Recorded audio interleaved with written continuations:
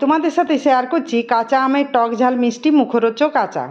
এটি বানানো খুবই সহজ আর খেতেও অসাধারণ লাগে। তার জন্য প্রথমে আমগুলি খুব ভালো করে ধুয়ে খোসা ছাড়িয়ে এরকমভাবে টুকরো টুকরো করে কেটে নিয়েছি। এবার কড়াইয়ে সর্ষের তেল গরম করে তাতে ফোড়নে দিয়ে দেবো 5 ফোড়ন, শুকনো লঙ্কা, 2টো তেজপাতা। এবার আমগুলি দিয়ে দেবো। আমগুলো একটু ভাজা ভাজা হয়ে এলে তাতে পরিমাণ মতো লবণ, হলুদ গুঁড়ো দিয়ে 2 থেকে 3 মিনিট নাড়াচাড়া করে নেব। এরপর এর মধ্যে পরিমাণ মতো আখের গুড় দিয়ে ভালো করে নাড়াচাড়া করে আমের সাথে মিশিয়ে নেব। এবার গ্যাসের ফ্লেম হাই করে আচারটি অনবরত নাড়তে থাকবো। কিছুক্ষণ নাড়াচাড়া করার পর 1 চামচ লঙ্কা গুঁড়ো দিয়ে দেবো। এদিকে একটি স্পেশাল মশলা করে নেব।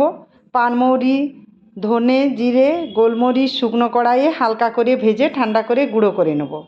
এভাবে নাড়তে নাড়তে যখন আম সেদ্ধ হয়ে আসবে আর আঠালো হবে তখন সে ভাজা মশলার গুঁড়ো, 2টি ফাটানো এলাচ দিয়ে নামিয়ে নেব। তৈরি হয়ে গেল টক ঝাল মিষ্টি আমের আচার।